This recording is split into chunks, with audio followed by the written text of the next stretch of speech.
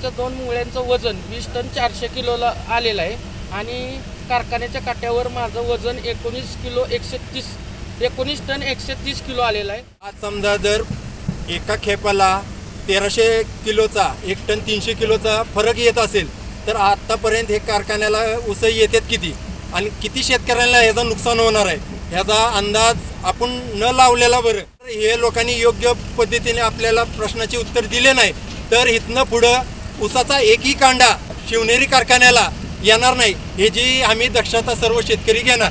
शेतकरी संघटनेचा जय हो, शेतकरी एकजुटीचा जय हो। कोण म्हणतंय देत नाही त्याशिवाय राहत नाही। ऊस आमच्या हक्काचा नाही कुणाच्या बापाचा, ऊस आमच्या हक्काचा नाही कुणाच्या बापाचा, शेतकरी एकजुटीचा जय हो। नमस्कार, मी शेतकरी ऋषिकेश यशवंत जाधव, राहणार तारगाव, तालुका कोरेगाव, जिल्हा सातारा।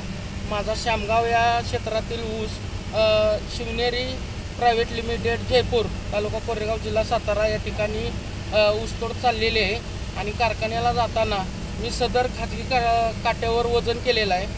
त्या ट्रॉलीचं म्हणजे त्या मुंगळ्याचं 2 मुंगळ्यांचं वजन 20 टन 400 किलोला आलेलं आहे आणि कारखान्याच्या काट्यावर माझं वजन 19 टन 130 किलो आलेलं आहे। तर त्यातील तफावत साधारणतः 1 टन 300 किलो आलेले आहे। तर सदर कारखान्यावर शेतकरी संघटना आणि मी स्वतः आणि माझे सर्व सभासद शेतकरी इथे येऊन आम्ही कारखान्याची निवेदन दिलं, पण त्यानंतर आमची काही पूर्णपणे दखल घेतलेली नाही म्हणून आम्ही इथून पुढे निवेदन देऊन आंदोलन करत आहे।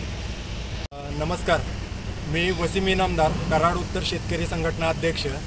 माझ्या मित्रांनी चा जरा एक विषय होता की बाबा त्याच्या ऊस टनामध्ये तफावत होती, तर त्याबद्दल आता आम्ही इथं निवेदन दिलेलं आहे, परंतु आम्हाला योग्य पद्धतीने जे मॅनेजमेंट आहे ते लोकांनी उत्तर दिले नाही।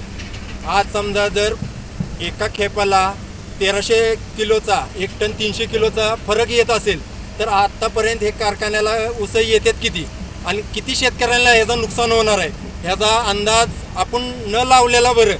तर आज समजा पहिल्यांदाच हे कारखाना चालू आहे ह्या वर्षीच आणि सुरुवातीची ह्या कारखान्याची जर बोंब अशा पद्धतीने असेल तर मी सर्व शेतकऱ्यांना आव्हान करणार आहे। तर हे लोकांनी योग्य पद्धतीने आपल्याला प्रश्नाचे उत्तर दिले नाही तर इथनं पुढं ऊसाचा एकही कांडा जंडेश्वर शिवनेरी कारखान्याला येणार नाही हे जी आम्ही दक्षता सर्व शेतकरी घेणार।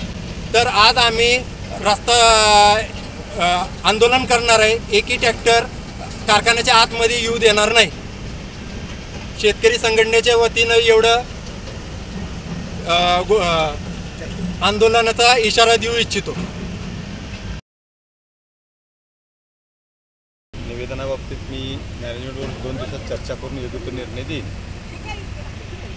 काय सांगाल सर, आज शेतकरी या ठिकाणी आलेले आहे, त्यांनी खाजगी ठिकाणी त्यांनी काटा केलेला आहे आणि इथं सुद्धा त्यांनी काटा केला, त्याच्यामध्ये तफावत असं त्यांचं म्हणणं आहे। या ठिकाणी आंदोलन केलं त्यांनी। कसं आहे, आमच्या काट्यात तर फरक तफावत नाही आहे असं माझं प्रामाणिक मत आहे आणि जर का समजा काय असेल मॅनेजमेंटवर मी चर्चा करतो, तुम्हाला योग्य निर्णय देतो बोलतोच मी अगोदर।